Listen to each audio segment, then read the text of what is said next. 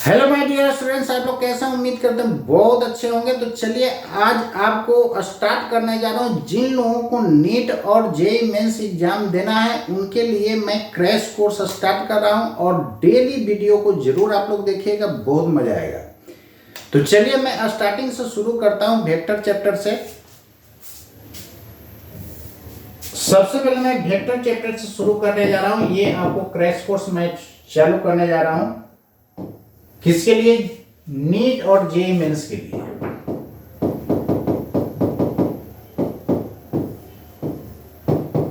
JEE mains, NEET और JEE mains के लिए, एडवांस के लिए मैं सेपरेट आपको वीडियो बनाऊंगा। तो जिन लोगों को एडवांस एग्जाम देना होगा ना, उनके लिए अलग से हम लोग अलग से क्रैश कोर्स आपको कराऊंगा। उसमें इरोडोप का क्वेश्चन रहेगा और आईआईटी क्वेश्चन बैंक रहेगा, आईआईटी का क्वेश्चन बैंक रहेगा। तो उसी से आपको मैं प्रैक्टिस करा दूंगा। तो चलिए जेईई मेंस के लिए आप लोग यहाँ पर ध्यान दीजिए। इधर जेईई मेंस और नीट का क्वेश्चन जो होता है लगभग इक्विवेलेंट होता है, थोड़ा सा ये हल्का टफ होता है। जेईई मेंस के आप लोग ये भी देखे हुए कई बार क्वेश्चन को रिपीट कर दिया है, नीट में एकदम डिजिट टू डिजिट उठा करके रख दिया है। तो नीट वाले स्टूडेंट को ये जेईई मेंस का क्वेश्चन भी बनाना बहुत जरूरी है, और क्योंकि उससे कुछ क्वेश्चन जो है एकदम कॉपी कर देता है। तो चलिए आज आपको मैं बताने जा रहा हूं। सबसे पहले वेक्टर चैप्टर से मैं स्टार्ट कर रहा हूं। यहां पर ध्यान दीजिए, एकदम क्वेश्चन को चुटकी में सोल्व करने का आपको तरीका, सबसे शॉर्ट ट्रिक्स बताऊंगा और वो भी एकदम यूनिक रहेगा। Two vectors of equal magnitude have a resultant equal to either of them. यहां पर ध्यान दीजिएगा, दो वेक्टर का रिजल्टेंट। तो जब भी रिजल्टेंट कहेगा दोस्तों, तो माइंड में यही याद रखना है, जब भी रिजल्टेंट आपको कहेगा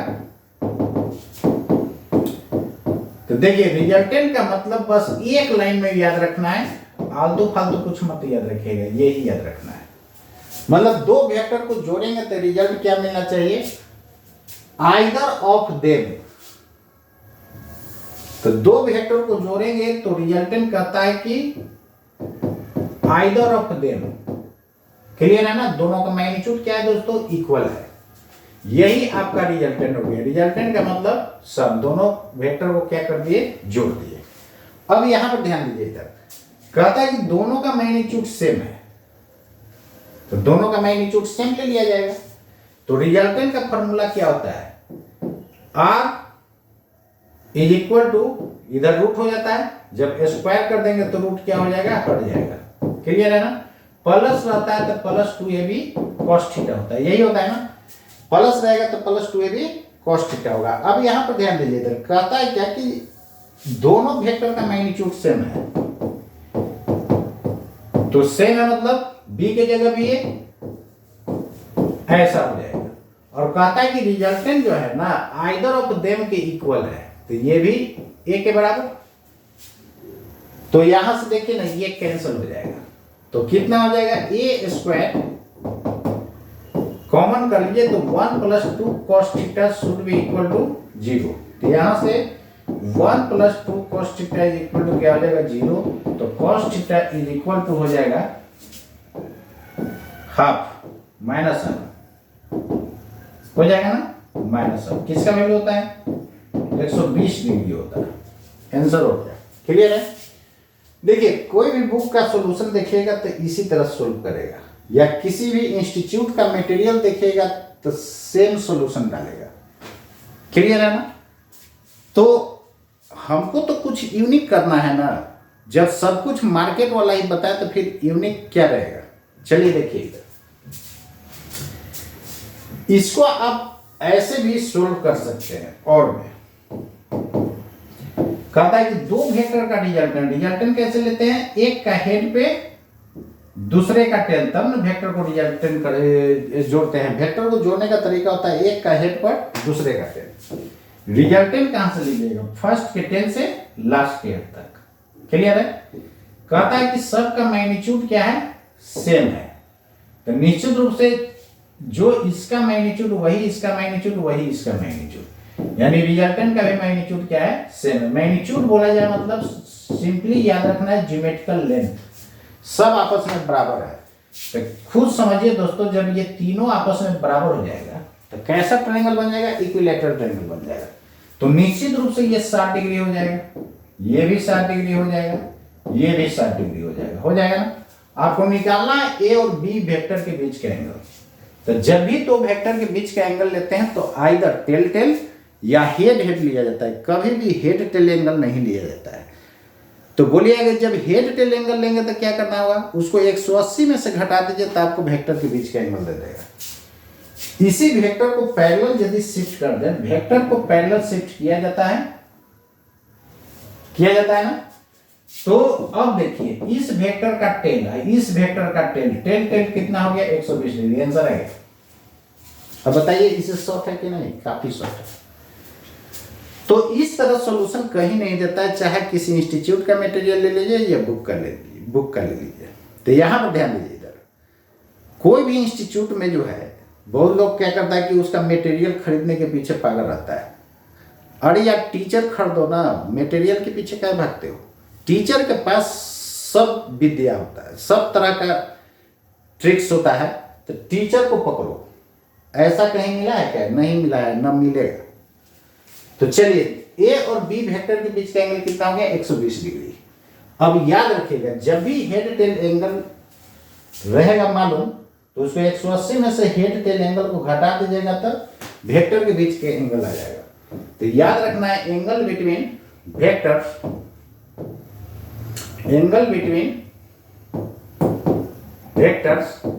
इस बात को याद रखिएगा। 180 degree minus head tail angle, तो हेड टेल 60 बन रहा है तो घटा देंगे तो 120 डिग्री हो जाएगा। वेक्टर के बीच का एंगल या तो टेल लेते हैं या तो हेड लेते हैं, यही ध्यान में रखना है। तो दो वेक्टर के बीच का एंगल कहां पर दोस्तों लेते हैं? आइदर टेल और हेड। देखिए क्वेश्चन एक बता रहे हैं, कंसेप्ट कई तरह से आपको मैं दे रहा हूं। तो याद रखना है angle between any two vectors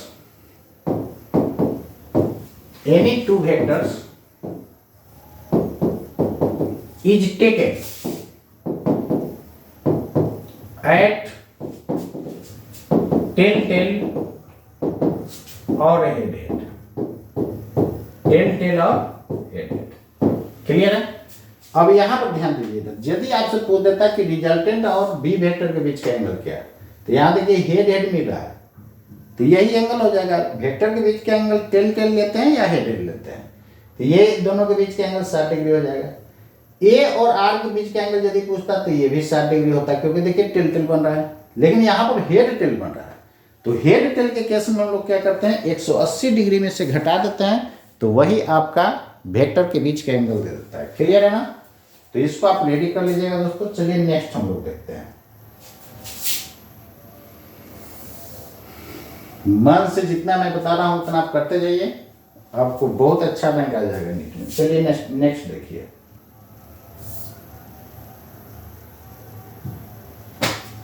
इस क्वेश्चन को देखिए,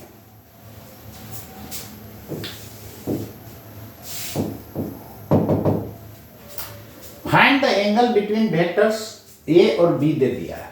ऐसा भी क्वेश्चन पूछता है, जितना सारा इंपॉर्टेंट क्वेश्चन ही आपको मैं बता रहा हूं। तो एक तो आप ए डॉट बी से एंगल निकाल सकते हैं।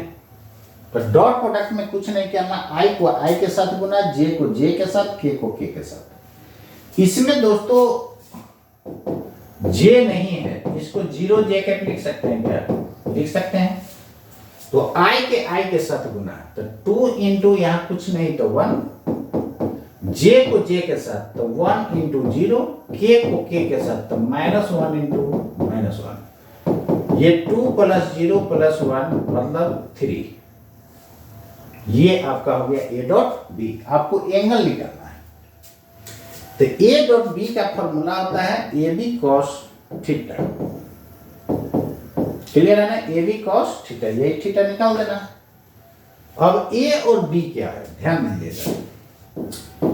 ए को आप ऐसे भी लिख सकते हैं, मॉड देने पर एरो हट जाता है, ये हो जाएगा। ये मैग्नीट्यूड हो गया। मैग्नीट्यूड कैसे निकालते हैं? सबसे पहले रूट और आई के कोफिशिएंट का स्क्वायर, तो 2 का स्क्वायर यहां पर 1 का स्क्वायर, यहां पर -1 का स्क्वायर, तो 2 का स्क्वायर प्लस 1 का स्क्वायर प्लस -1 का स्क्वायर, तो 2 2 जा 4 1 5 1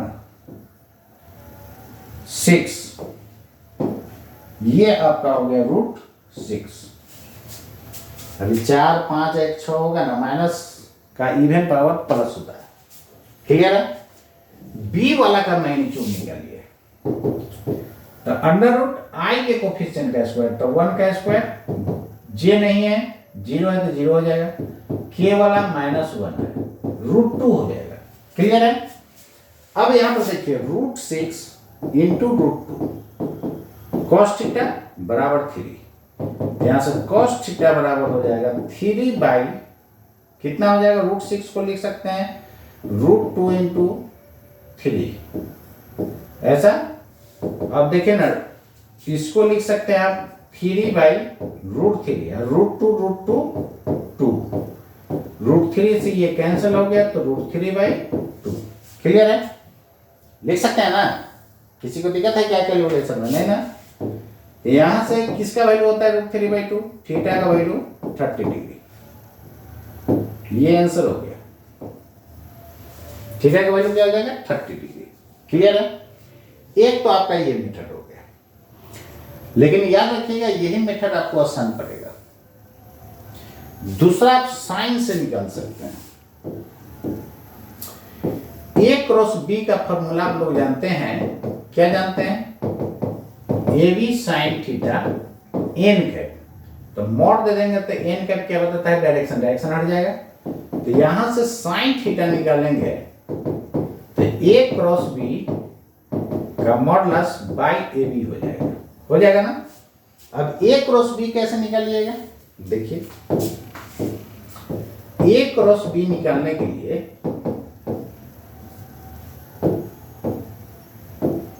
सबसे पहले इस तरह डिटरमिनेंट का फॉर्म डाल दीजिएगा और ऊपर में ले लीजिएगा आई कैप, जे कैप, के कैप, जो पहले वो पहले, ए पहले, तो ये वाला को पहले लिखना है। देखिए इधर ए में आई में कितना से गुना है? 2 से, जे में 1 से, के में -1 से, 2 1 -1। उसका वाला आई कैप माइनस के कैप था, आई कैप माइनस के कैप, मतलब जे वाला पार्ट क्या है? 0 1 0 1, ये -1 आई कैप माइनस के कैप। अब इसको निकालिए। देखिए हल्का पॉजिटिव लेना है, प्लस ऐसे लिख दीजिएगा, प्लस माइनस प्लस, हल्का पॉजिटिव। जिसको लीजिएगा उसका कॉलम और रो को बंद कर देना है, तो लेफ्ट माइनस राइट, हमेशा लेफ्ट की तरफ से क्रॉस करना है, लेफ्ट माइनस राइट, तो 1 इंटू -1 -1। क्लियर है ना? और माइनस 0 हो जाएगा, दूसरा नेगेटिव, फिर इसको जो है इसको बंद कीजिए, तो लेफ्ट माइनस राइट, तो 2 इंटू -1 -2। क्लियर है?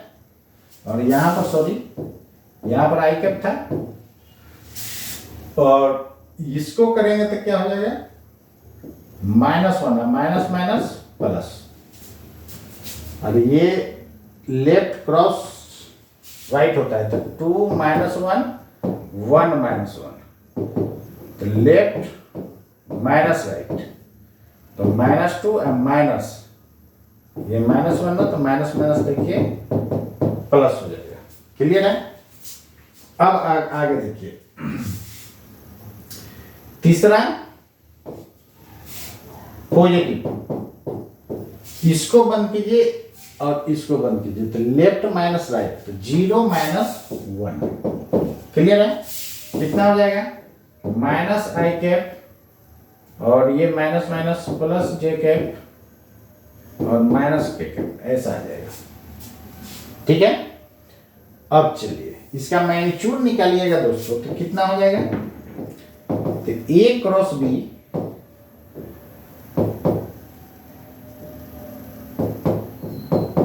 का मॉडुलस अंडर रूट -1 का स्क्वायर +1 का स्क्वायर -1 का स्क्वायर, डायरेक्ट लिखिए ना, प्लस रहे चाहे माइनस हमेशा पल से आएगा, तो कितना हो जाएगा √3। क्लियर है।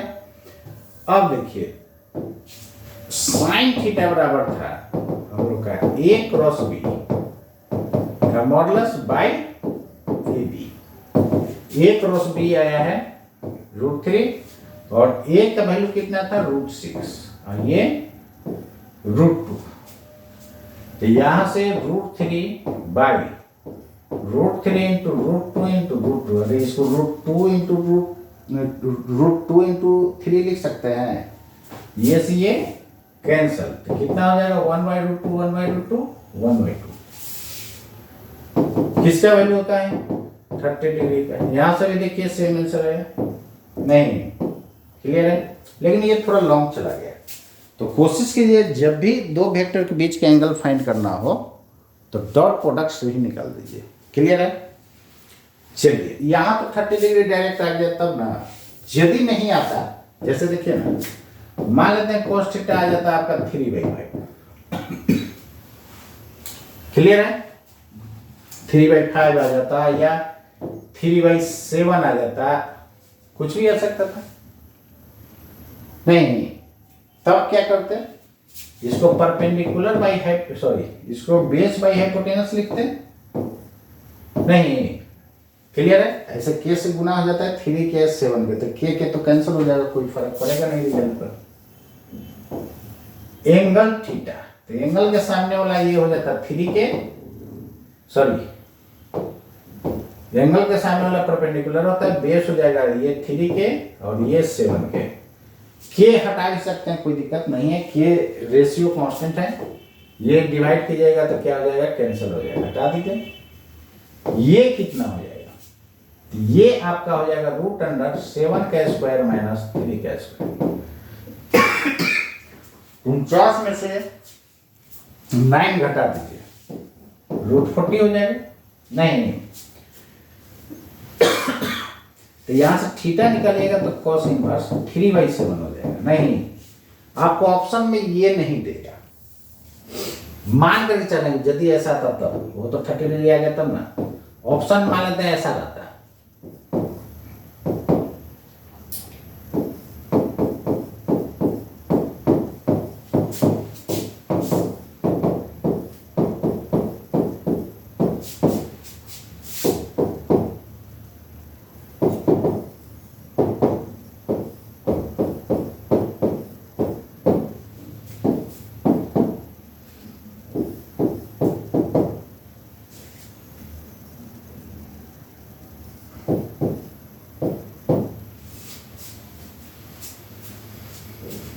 कौन सा ऑप्शन होगा,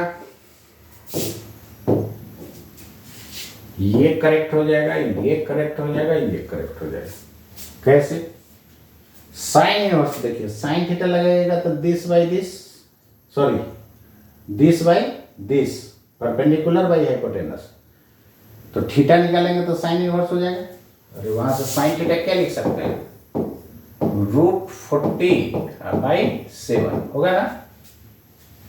क्लियर है, √40/7, तो थीटा निकालेंगे तो क्या हो जाएगा साइन इनवर्स √40/7। क्लियर है, tan इनवर्स के फॉर्म में this by this, sec inverse, तो सेक थीटा होता है hypotenuse by base, hypotenuse by base, तीनों सही हो गया। तो तीनों में से कोई ऑप्शन रहेगा और ये वाला नहीं दिया तो कितना लोग क्या करता है, चारों में से ये नहीं है ना, तो कहेगा क्वेश्चन इज रॉन्ग। अरे यार क्वेश्चन रॉन्ग नहीं, आप रॉन्ग हैं। तो यदि ये आया और ये ऑप्शन में नहीं है तो फिर साइन और टैन और सेक इस सब के फॉर्म में निकाल करके देख लीजिएगा, उसमें यदि कोई मैच कर जा रहा है तो सही हो जाएगा। ऐसे साइन और टैन निकालिएगा तो उतना ही में से मैच कर जाएगा, सेक इसे निकालने का जरूरत नहीं है। क्लियर है, जब साइन कॉस टैन निकलेगा तो इसी को उलट देंगे तो हो जाएगा क्या कॉसेक इनवर्स, इसको उलट देंगे तो कॉट इनवर्स, इसको उलट देंगे इसको उलट देंगे तो कॉस इनवर्स। क्लियर है ना। चलिए ये क्वेश्चन भी आपको क्लियर हो गया होगा। अब चलिए हम लोग नेक्स्ट, ये क्वेश्चन बता रहे हैं टोटल कंसेप्ट, उसमें बता दे रहा हूं। किसी भी तरह से आए तो उसको बना देना है। चलिए इसको देखिए, ये तो हमेशा क्वेश्चन आते रहता है, एकदम इसको रेडी ही कर दीजिएगा। ऐसे सब इंपॉर्टेंट क्वेश्चन बता रहा हूँ, इसी में से आपको एग्जाम में जेईई मेंस और नीट में टपक जाएगा क्वेश्चन, उसको बना दीजिएगा। चलिए देखिए इधर कहता है work done by a force F on a body is this, W बराबर F dot S dot product का फॉर्म डिफाइन होता है, where S is displacement of body, given that under a force F बराबर this 2i cap plus 3j cap plus 4k cap newton, a body is displaced from position vector this and this. Clear है ना? तो change in position vector को हम लोग displacement बोलते हैं दोस्तों, पता है ना? चेंज इन पोजीशन वेक्टर को डिस्प्लेसमेंट, एक और डेफिनेशन शॉर्टेस्ट डिस्टेंस। तो शॉर्टेस्ट डिस्टेंस तो बच्चे क्लास से पढ़ते आ रहा है, यहाँ पर जो है आपको चेंज इन पोजीशन वेक्टर पढ़ना जरूरी है, is called displacement, change in position vector. तो यही आपको change in position vector displacement दे देगा। चेंज कैसे निकालते हैं? फाइनल माइनस इनिशियल, तो i में से 2i घटेगा, माइनस i कर दें डायरेक्ट, j में से -3 घटेगा, तो -2j कैप। क्लियर? k में से -k, तो वो तो 0 हो गया, लिख सकते हैं फाइनल माइनस इनिशियल। अब इसको i cap plus j cap plus k cap घटा दिए हैं, 2i cap -3j cap minus k cap, तो देखिए नहीं कैंसिल हो गया, और i में से प्लस में से -2 तो -1। ठीक है, क्लियर? ये मीटर।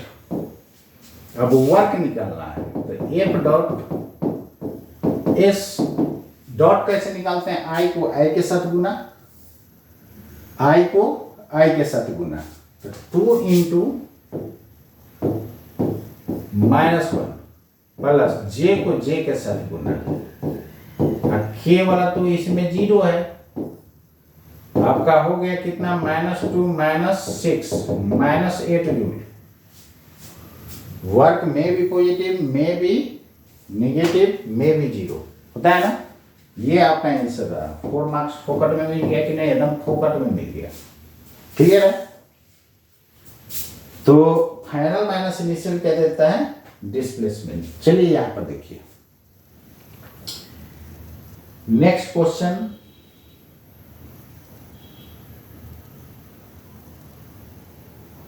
दिस,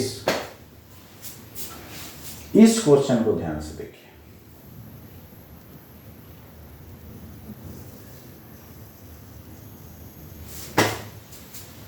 दिख रहा है ना? कहता है let a force F be acting on a body free to rotate about point O, O point के बाद रोटेट करने के लिए फ्री है, let R the position vector of any point P on the line of action, R be the position vector, B है, R be the position vector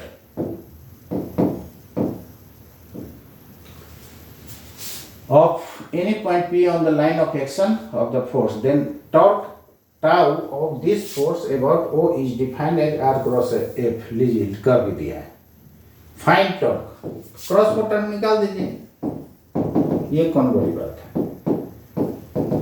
R cross F, अभी determinant form में बताया था ना कि सबसे पहले डिटरमिनेंट का सिंबल ऐसा दे दीजिए, ऊपर में I cap J cap K cap, जो पहले वो पढ़ लेता। R पहले है, 1 -1 6, F बाद में है, तो 2 3 -1, लेफ्ट माइनस राइट कर दीजिए, जैसा कि अभी मैंने किया था। कर लीजिएगा ना? बोलिए क्या बोले थे? प्लस माइनस प्लस, सब जगह लेफ्ट माइनस राइट लीजिएगा। ऐसा कई तरह से इसको एक्सपेंड कर सकते हैं, किसी भी रो कॉलम के अलावा इसको एक्सपेंड किया जा सकता है, लेकिन हम लोग वो लेकर चलते हैं जो कंफ्यूजन नहीं करे।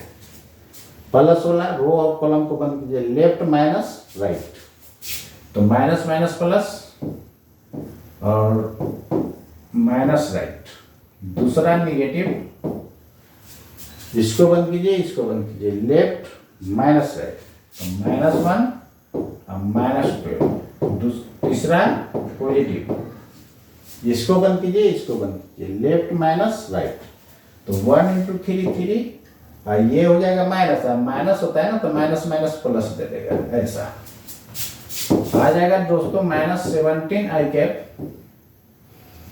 और ये minus minus plus 13 j cap, और ये 5 k कैप। ये आंसर हो जाएगा न्यूटन मीटर। ये हो गया पट्टा, क्लियर है ना। कभी कभी इसका मैग्नीट्यूड के फॉर्म में ऑप्शन दे देगा, तो मैग्नीट्यूड निकाल लेंगे, √i वाला का स्क्वायर, j वाला स्क्वायर, k वाला स्क्वायर, क्लियर है। चलिए ये भी क्लियर हो गया। नेक्स्ट देखिए,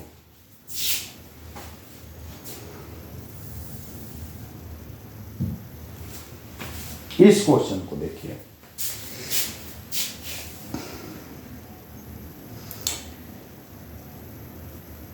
क्लियर है। कहता कि इफ a क्रॉस b बराबर √3a.b then value of a plus b vector. सबसे पहले a और b के बीच का एंगल यदि पता हो जाए तो ये नहीं निकल जाएगा। रिजल्टेंट के फॉर्मूला से, रिजल्टेंट का मतलब सम, तो हो जाएगा इसका √a² + b² + 2ab cos theta, तो थीटा निकल जाएगा तो काम हो जाएगा। तो चलिए पहले थीटा निकालने का काम कीजिए। क्या था दोस्तों,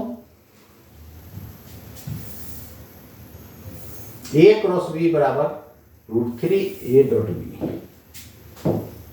a क्रॉस b बराबर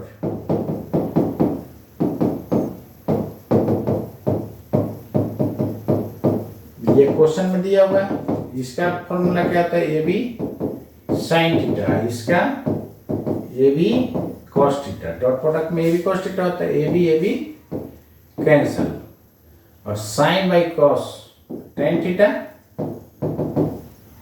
ये कितना √3, किसका वैल्यू होता है 60 डिग्री का। नहीं, बंद हो गया क्वेश्चन, थीटा निकल गया था। आपको निकालना क्या है, a प्लस b। देखिए रिजल्टेंट है, रिजल्टेंट का मतलब वेक्टर सम। अब देखिए इधर मोड़ देंगे तो इधर भी मोड़, इधर r हो जाएगा और इधर हो जाएगा a वेक्टर प्लस, तो r का फॉर्मूला क्या होता है, इसी के बराबर ना है, तो √a²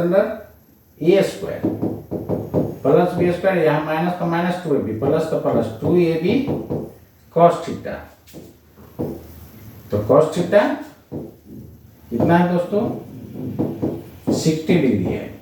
cos 60 क्या होता है, हाफ होता है। cos 60 हाफ, तो हाफ साफ हो गया, तो यहाँ बच जाएगा दोस्तों a² + b² प्लस ab, मतलब a² + b² + ab, रूट मतलब क्या, power half, which is correct. देखिए first option is correct.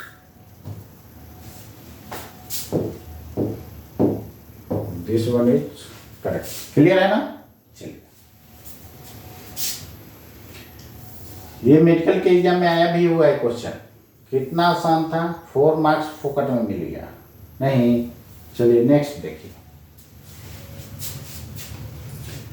Sir तो फोकट का ही है।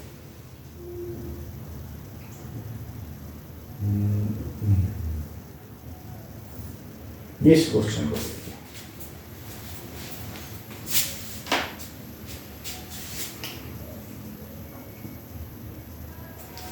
The minimum number of vectors of unequal magnitudes.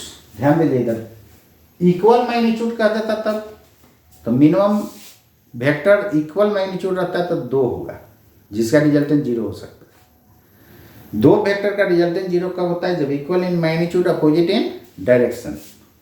यहाँ अनइक्वल कर रहा है तो कितना हो जाएगा, 3 हो जाएगा।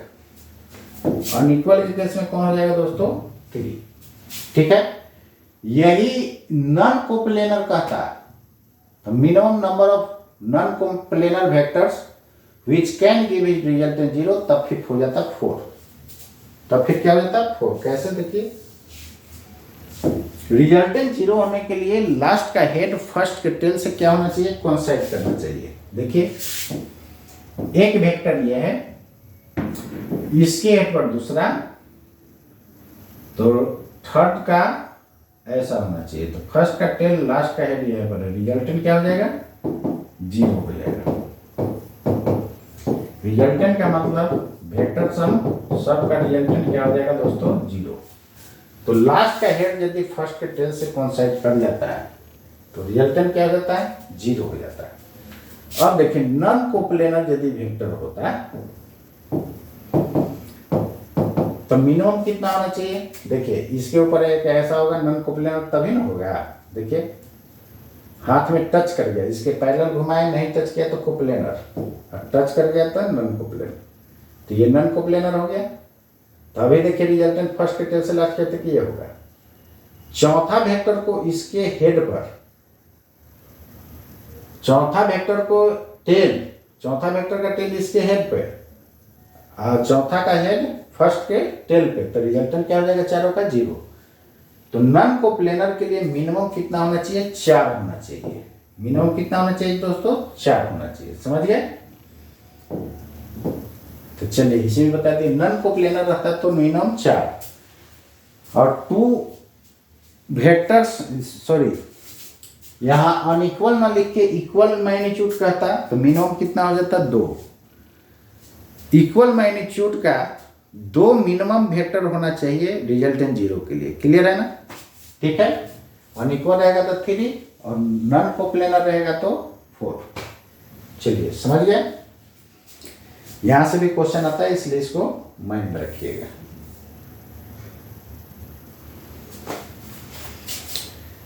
नेक्स्ट देखिए,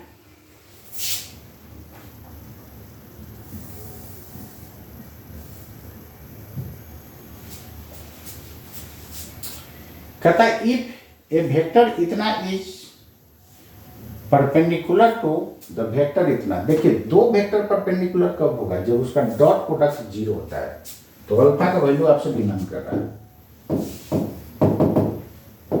याद रखिएगा इसको कि जब भी 2 वेक्टर परपेंडिकुलर हो तो इसका हर हाल में डॉट जीरो होगा। क्यों जीरो होता है, क्योंकि यार ये डॉट बी क्या होता है, ए बी कॉस थीटा।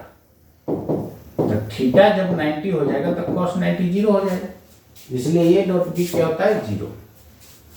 तो यहाँ परपेंडिकुलर है तो डॉट प्रोडक्ट ये दोनों वेक्टर का क्या हो जाएगा, जीरो।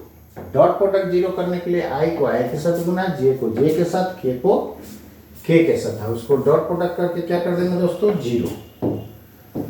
तो सॉल्यूशन ये तो समझा रहे थे, सॉल्यूशन यहाँ से स्टार्ट है। दोनों का डॉट प्रोडक्ट यानी आई को आई के साथ गुना, 2 × 4, 2 × 4 प्लस, देखिए 3 × -4 और 8 × अल्फा, 3 × -4 प्लस 8 × अल्फा बराबर क्या हो जाना चाहिए, 0।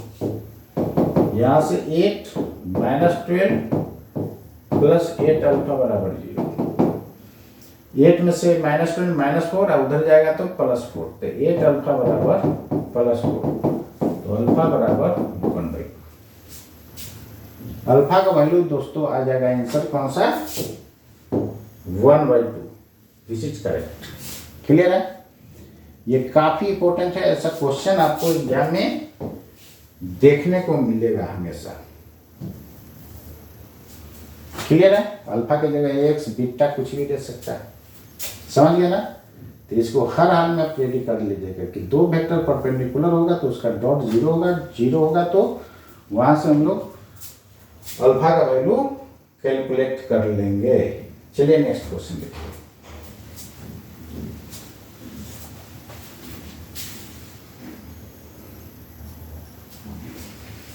कहता है कि if A vector and B vector are 2 vectors, if A and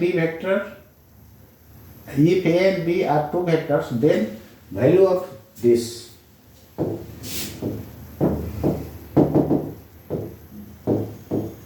A plus B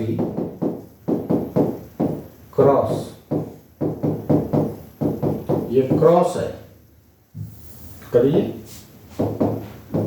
इसको इससे गुना कीजिए पहले, तो ए क्रॉस ए, फिर इससे माइनस ए क्रॉस बी, फिर इससे बी क्रॉस ए, फिर इससे minus B cross B. Same रहेगा तो दोनों के बीच क्या एंगल क्या हो जाएगा, 0। और ए क्रॉस बी का फॉर्मूला आता है दोस्तों ए बी साइन थीटा, तो साइन 0 क्या हो जाएगा, 0 में हाथियों को गुना कीजिएगा तो 0 बना देगा, इसलिए आइडेंटिकल रहेगा तो 0 वेक्टर, क्योंकि ए क्रॉस बी वेक्टर होता है। यहां पर देखिए ए क्रॉस बी में माइनस लग जाएगा तो क्या हो जाएगा, बी क्रॉस ए, माइनस लगाने पर उलट जाएगा ना, यहाँ बी क्रॉस ए और ये हो जाएगा 0। ऐसा इसलिए कि ए क्रॉस बी बराबर होता है माइनस बी क्रॉस ए, तो इस माइनस को इधर कर देंगे तो माइनस ए क्रॉस बी बराबर लिख सकते हैं बी क्रॉस ए, वही बी क्रॉस ए। यहां से रियल को देखिएगा तो क्या हो जाएगा, देखिए इधर 2 इंटू बी क्रॉस ए, यही आपका आंसर हो गया। कौन सा option, this is correct. Clear है?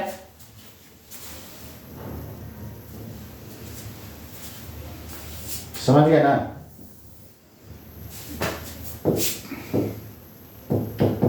ये बराबर होता है जब एक तरफ क्या होता है माइनस, क्योंकि दोनों का डायरेक्शन क्या होता है अपोजिट, आप लोग जानते हैं। नेक्स्ट देखिए,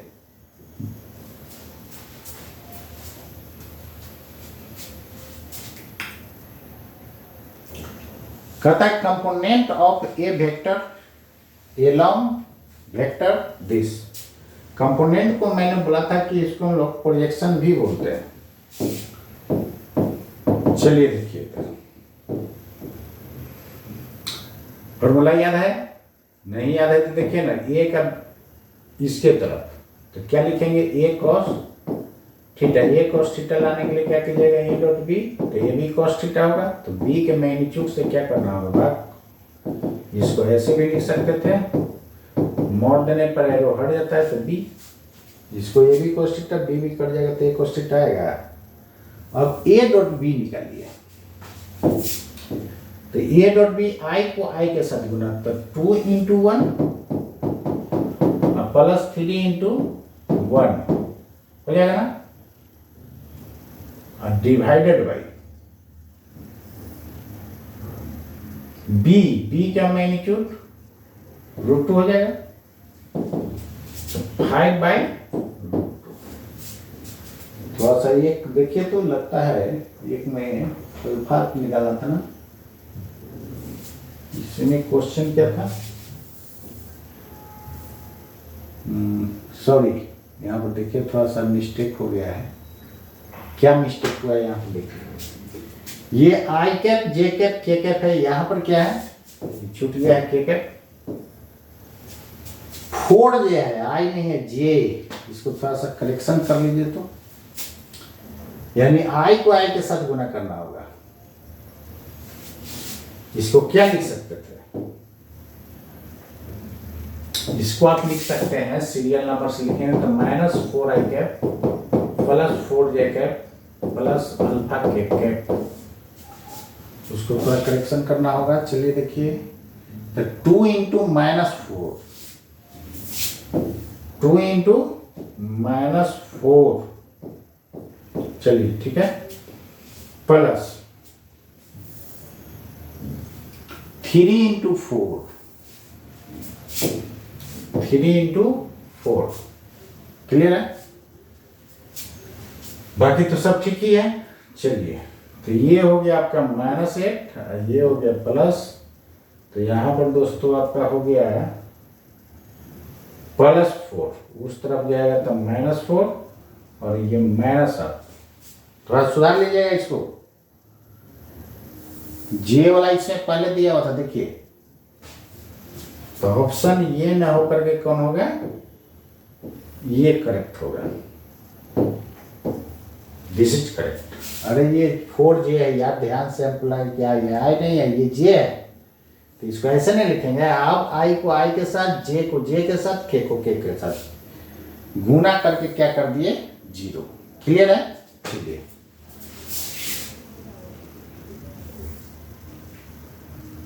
इसके बाद हम लोग का बच गया ये आपका आंसर हो गया। तो 5/√2 कौन सा आंसर हो गया? ये। क्लियर है? The component of A vector along this vector is this. Clear है? तो इस टाइप का भी क्वेश्चन पूछा जाता है, इसको आप लोग रेडी कर लीजिएगा। तो उम्मीद करते हैं दोस्तों इसको आप अच्छे से समझे होंगे। तो बाकी फिर हम लोग देखेंगे नेक्स्ट क्लास, तो इसको आप लोग रेडी कर जाइएगा। तो जितना भी आपके पास फ्रेंड है सबको शेयर कीजिए, ये क्रैश कोर्स बहुत काम का है, बहुत मजा आएगा। तो उम्मीद करते हैं दोस्तों आपको सब बात समझ में आया होगा। बारी बारी वीडियो को देखिएगा, सब कुछ समझ में आएगा। तो मिलते हैं दोस्तों नेक्स्ट क्लास। आज के लिए इतना ही। जय हिंद, जय भारत।